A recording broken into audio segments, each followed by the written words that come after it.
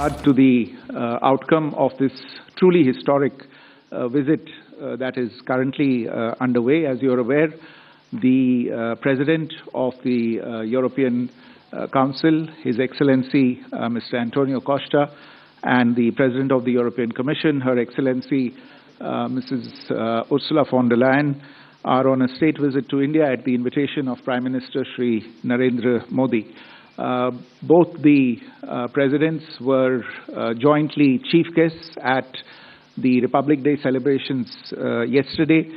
This is the first time ever that we've had European leaders as guests of honor for our Republic Day. The leaders from the EU are accompanied by the EU High Representative for Foreign Policy and Security and Vice President of the European Commission, Her Excellency Ms. Kaja Kallas, the EU Commissioner for Trade and Economic Security, as I said, Mr. Maros Sefcovic, and other senior leading officers from the Commission and the Council. Yesterday, Honorable Rashtrapati Ji received both the presidents at Rashtrapati Bhavan. The dignitaries then witnessed the Republic Day parade as guests of honor. For the first time ever, there was a EU contingent, in fact, consisting of European Union military staff and the European Union naval operations, Atalanta and Aspidus, representatives from both of these operations participating in the Republic Day parade. The EU leaders also joined Rashtrapati Ji and Prime Minister in the evening at the at-home reception at Rashtrapati Bhavan. Today, Presidents Costa and von der Leyen and Prime Minister Modi co-chaired the 16th India-EU Summit. They held detailed bilateral talks, both in the restricted format and in the delegation level format. Prime Minister hosted a luncheon in honor of the visiting presidents. There were several key documents that were signed and exchanged before the leaders, including, as you have all come to know by now, the joint announcement on the conclusion of the negotiations of a landmark and historic India-EU Free Trade Agreement, an equally important security and defense partnership agreement between the two sides, and an MOU on a comprehensive framework on cooperation on mobility, among others. Prime Minister and President von der Leyen also addressed the India-EU Business Forum in Bharat Mandapam, where more than 100 CEOs from both the sides participated. The Business Forum comes at a timely moment, straight in the wake of the completion of negotiations of the India-EU FTA, because we will need the businesses on the two sides to quickly translate the intention of the FTA into concrete outcomes. The Honorable Vice President of India would also be meeting with both the distinguished guests, and later today, President Costa and President von der Leyen will be calling on Rashtrapati Ji, who will also host a banquet in honor of the visiting dignitaries. Let me very quickly give you a broad context and flavor of this visit and the outcomes thereof. The outcomes are deeply strategic in nature, and I would urge you to look at each of the outcomes for its specific significance in the overall scheme of things between India and the European Union. Over the last decade, relations between India and the European Union have grown steadily.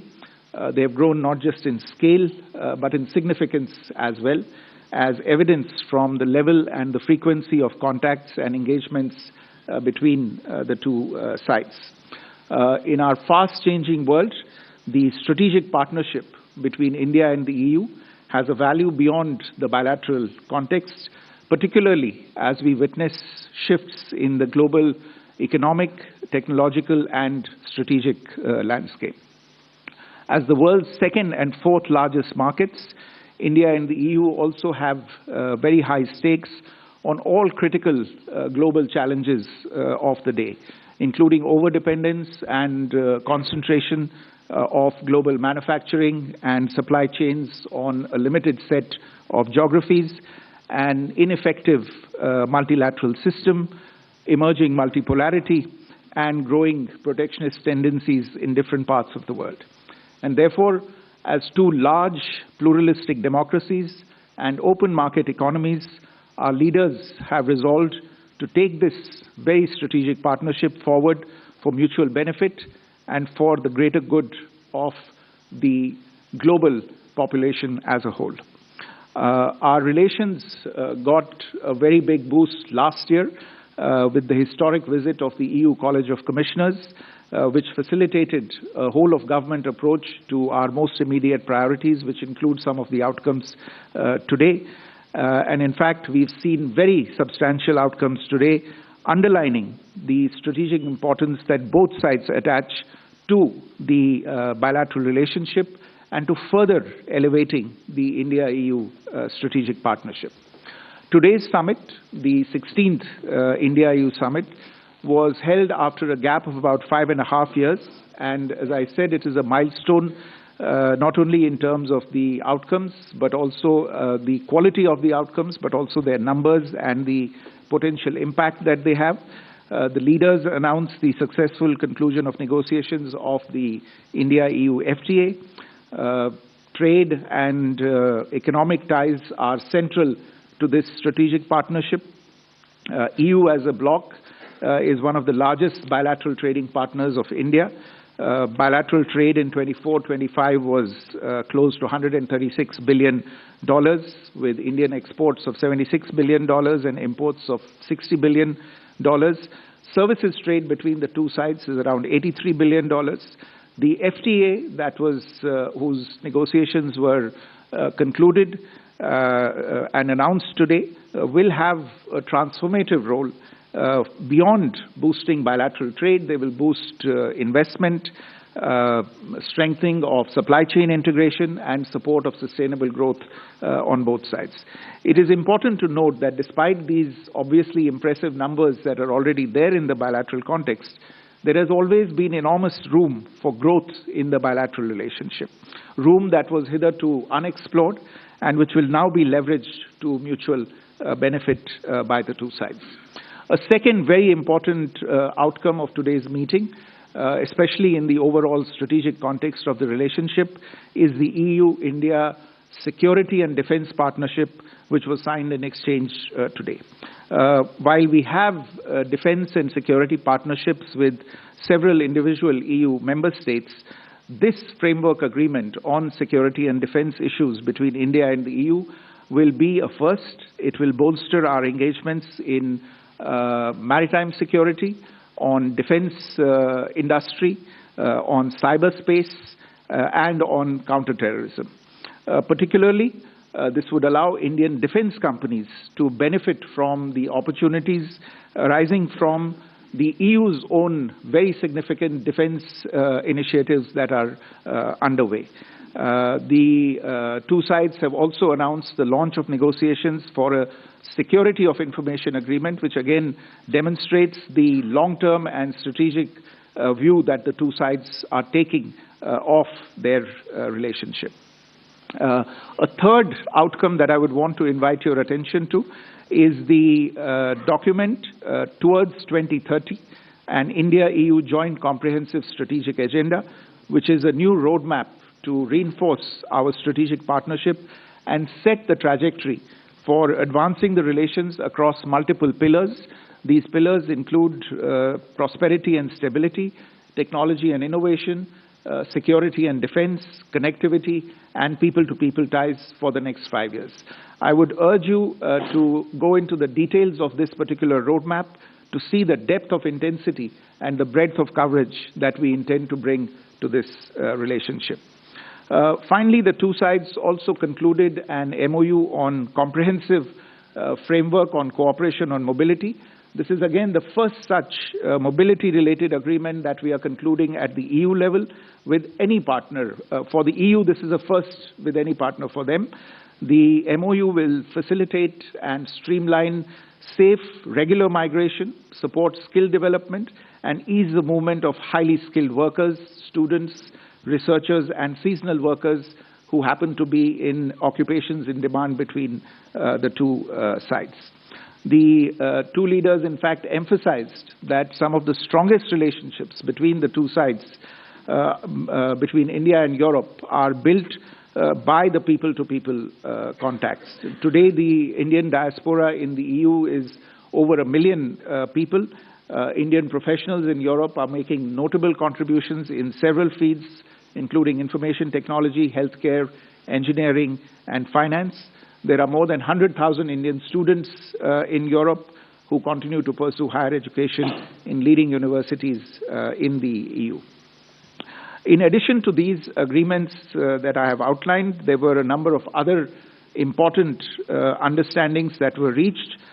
This includes the announcement of projects under the India-EU trilateral partnership, the renewal of the India-EU agreement for scientific and technological cooperation until 2030, the administrative arrangement on advanced e-signatures and seals, an MOU between the Reserve Bank of India and the European Securities and Market Authority, an administrative arrangement on cooperation in disaster risk management, and again, very, very importantly, a decision to launch exploratory talks on the association of India with Horizon Europe. Horizon Europe is the world's largest public scientific research program, and India's association with this program can bring us great benefits in the future. In addition, we've constituted an India-EU task force on green hydrogen and set up a EU pilot legal gateway office in India to enhance skill mobility and launch of negotiations, as I said earlier, for an India-EU security of information agreement. So, to conclude, the visit of Presidents Costa and von der Leyen to India is emblematic of our trusted and strategic partnership. We are confident that this visit will instill further momentum to deepening of India-EU ties, create more business opportunities, lead to job creation, and intensified cooperation in education and scientific research, opportunities for students, enhanced mobility for professionals and highly skilled workers, and open a new chapter in security and defense cooperation between India and the EU. I want to end by citing two quotations from the leaders at the meeting. President von der Leyen said that the world is waiting for more from EU and India. So this was really an expression of the potential that is there in this deeply, deeply strategic relationship that the two sides are now beginning to explore much more fully. And Prime Minister said during his intervention during the talks that the EU and India have put in place a blueprint for shared prosperity. I think these are the indicators of the sentiment behind the meeting today. Again, an indication of the strategic significance of this visit and of the outcomes that have marked this visit. I'll stop here. Honourable Minister would like to brief you further on the key outcome. Thank you, Vikram. And I'd like to begin by congratulating 1.4 billion brothers and sisters in India. 140 crore देशवासियों को बधाई देना चाहूँगा. Just like Foreign Secretary just articulated in great detail, this visit is extraordinary. It goes far beyond a free trade agreement. It goes far beyond the humongous potential that is being unlocked with the free trade agreement. It is truly a statement of deep partnership and the strategic intent of the European Union and India coming together in a multitude of areas to strengthen our partnership, to work together for the shared prosperity and a better future for 1/3 of humanity.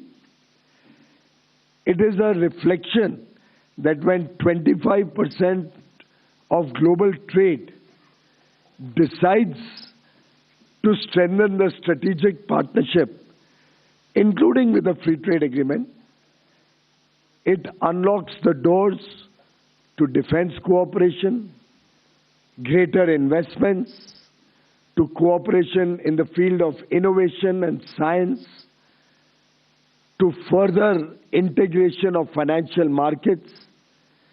And therefore, I would term this visit, as very rightly pointed out by the Honorable Foreign Secretary, as a game-changing and transformational visit in terms of the strategic partnership between European Union and India. And therefore, I think congratulations are in order to Honorable Prime Minister Shri Narendra Modi ji, to Her Excellency Ms. Ursula von der Leyen, the President of the European Commission, and His Excellency Mr. Antonio da Costa, the President of the European Council. They have provided visionary leadership, which has further been strengthened with colleagues from almost all parts of government in both the European Union and India. Everybody playing their role to prepare the roadmap and lay the foundation for a very powerful economic, geopolitical, and strategic partnership of the 21st century. We are also very pleased to have concluded negotiations on, as Ms. von der Leyen herself has articulated, the mother of all deals, a free trade agreement which covers 25% of global trade. It is our 8th free trade agreement under Prime Minister Narendra Modi, each and every one of them with developed nations and collectively reflecting an agreement between India and 36 developed nations. With these 27 of the European Union, 4 from the EFTA, 31 and 6 more, 37 developed nations and India have entered into free trade agreements in a short span of 4 years under the leadership of Prime Minister Narendra Modi. Friends, this breakthrough in the EU-India trade relations comes after 20 years. You're all aware the discussions were launched in 2006. 16 rounds of negotiations were held.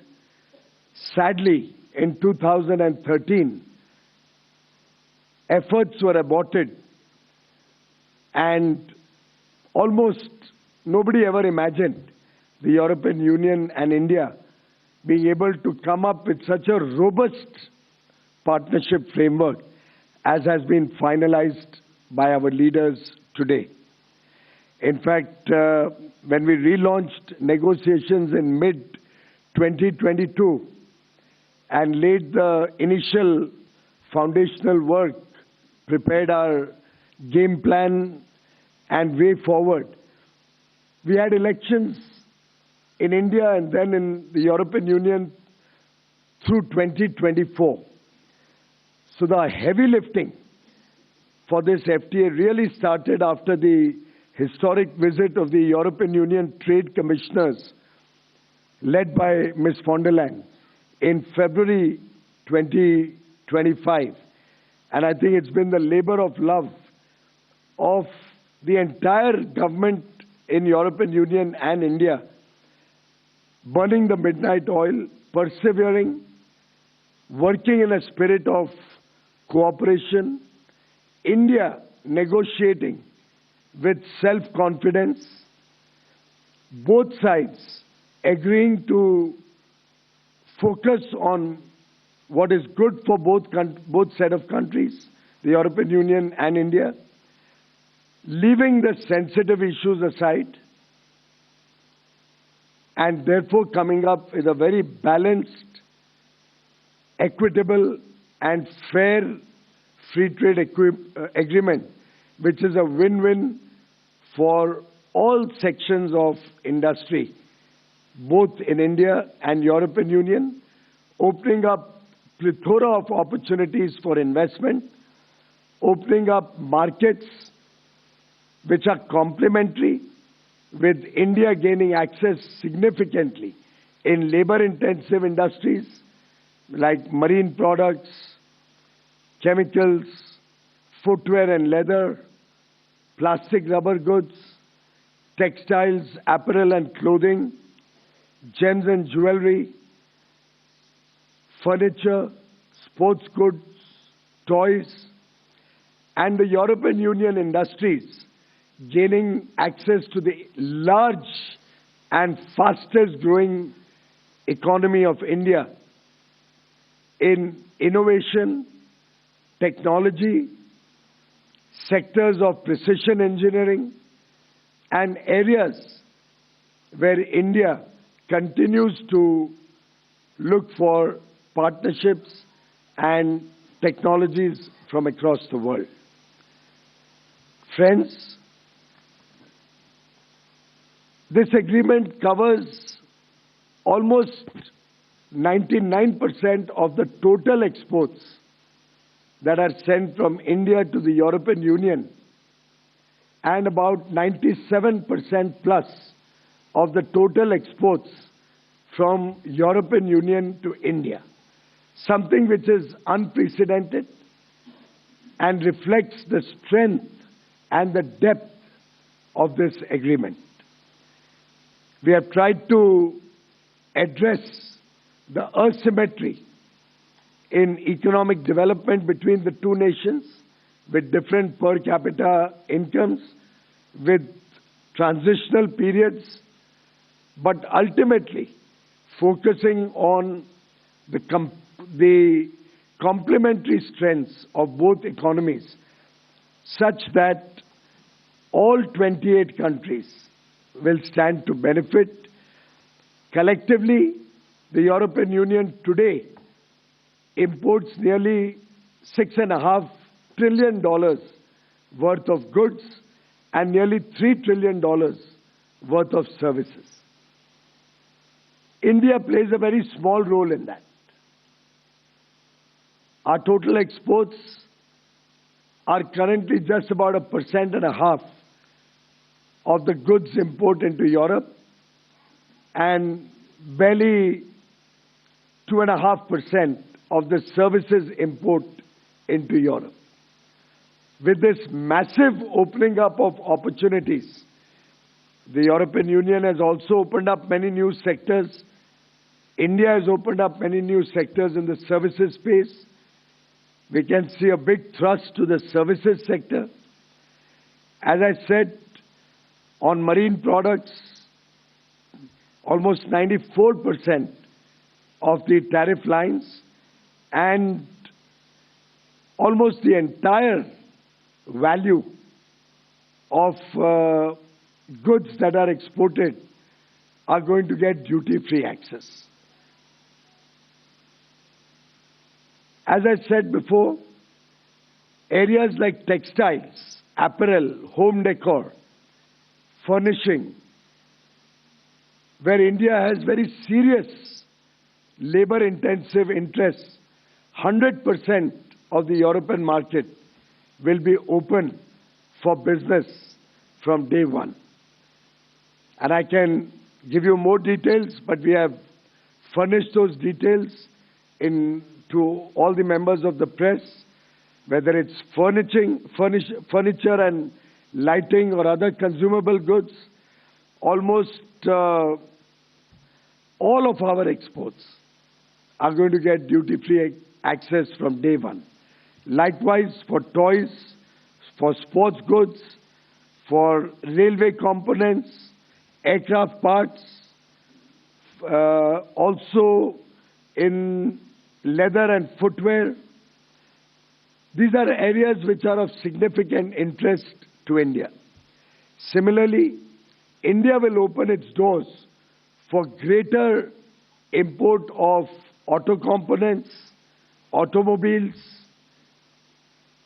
wines, spirits, and other areas of interest to the European Union, with both sides having ensured that sensitive items are kept out of the ambit or given sufficient transition period for adjustment of the industry and economic cycles. For example, from the context of the European Union, their interest was more in larger automobiles, since they do not make automobiles which are under 15 or 20,000 euros in big measure. We in India produce largely automobiles which are smaller in size and lower in cost. So we've been able to come to a very amicable understanding where the auto industry in Germany is very happy, getting greater access in a phased manner in areas of their interest, while Indian industry is very happy that we've been able to protect their areas of interest in the smaller and low-cost automobile sector. And this is the story that's been repeated in sector after sector. So I believe we are offering today to the world an agreement which is unprecedented in scale, in terms of market access. It will support Make in India and support industry in the European Union. It opens up plethora of opportunities for investments on both sides. We have seen large investments flow from Europe to India, which can now grow manifold. At the CEO Business Forum, one of our industry conglomerates was mentioning that they have already invested $70 billion in Europe. And therefore, I see this as a partnership where both sides will get a lot of opportunities in trade, in investment. It provides stability of policy, predictability of tariffs and rates, and it provides certainty to business, which is the sine qua non to successful trade and engagement between two large economies. Europe is, of course, a $20 trillion plus economy. India, being the fastest growing large economy, will become a $30 trillion plus economy by 2047 and catch up very rapidly with the developed world. And together, we will work for the shared prosperity and better future for 2 billion people in Europe and India. Thank you very much, friends, and I look forward to a very successful journey through trade, through investments, through all the various areas articulated by Foreign Secretary, be it mobility, be it our strategic and defense partnership, be it our innovation partnership, be it our partnership on scientific discovery, research and development, being our partnership to further our interests in multilateral organizations where we work together for the good of humanity. Thank you very much. Thank you, sir. We now open the floor for some questions. Please raise your number or your hand, and then I'll identify you. Can we go there? 183.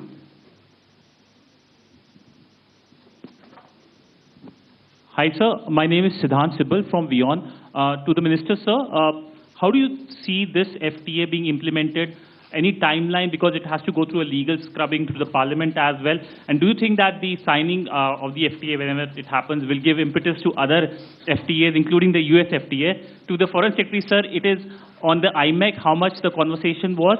And to the Commerce Secretary, sir, my question is, was CBAM part of it, or is it excluded? Well, I think every agreement stands on its own legs, and this is a wonderful agreement. It will be taken up for legal scrubbing on a fast-track basis, as we discussed today, and translated into 24 languages simultaneously. We do hope that we should be able to celebrate the entry into force of this agreement within calendar 2026 itself. I think on connectivity, on IMEC you mentioned, as you know, connectivity is a very important